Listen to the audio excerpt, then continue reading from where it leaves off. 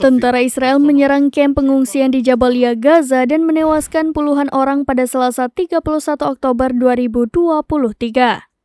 Dikabarkan Israel mengaku menargetkan Ibrahim Biari, Panglima Batalion Jabalia Tengah. Juru bicara pasukan pertahanan Israel Laksamana Muda Daniel Hagari mengatakan, Biari adalah salah satu pemimpin Hamas yang terlibat dalam serangan ke Israel pada 7 Oktober 2023. Ia juga menyebut Biari menjadi pemimpin utama dalam operasi militer Hamas sejak pasukan Israel memasuki wilayah Gaza. Dilansir dari Sky News, serangan Israel di Jabalia itu menewaskan lebih dari 50 warga Palestina.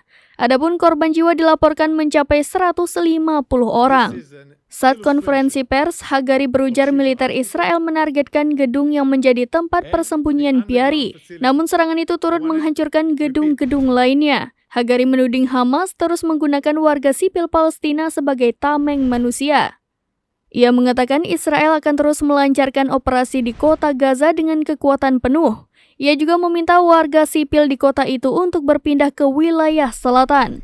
Sejauh ini, Hamas dilaporkan telah membebaskan 4 dari 240 tawanan. Ratusan orang itu ditangkap saat Hamas melancarkan serangan tanggal 7 Oktober lalu. Hagari mengatakan Israel baru saja menangkis rudal yang ditembakkan dari area Laut Merah di Israel. Peristiwa itu adalah pertama kalinya Israel menggunakan sistem pertahanan udara Arrow saat berperang melawan Hamas. Dia berujar rudal itu mengarah ke kota Eilat di Israel bagian selatan. Rudal tersebut diyakini ditembakkan oleh milisi Houthi di Yaman. Selain itu, IDF merilis video rekaman yang diklaim memperlihatkan serangan darat di Gaza. Di sisi lain, Hamas merilis video yang memperlihatkan mereka bertempur melawan pasukan Israel.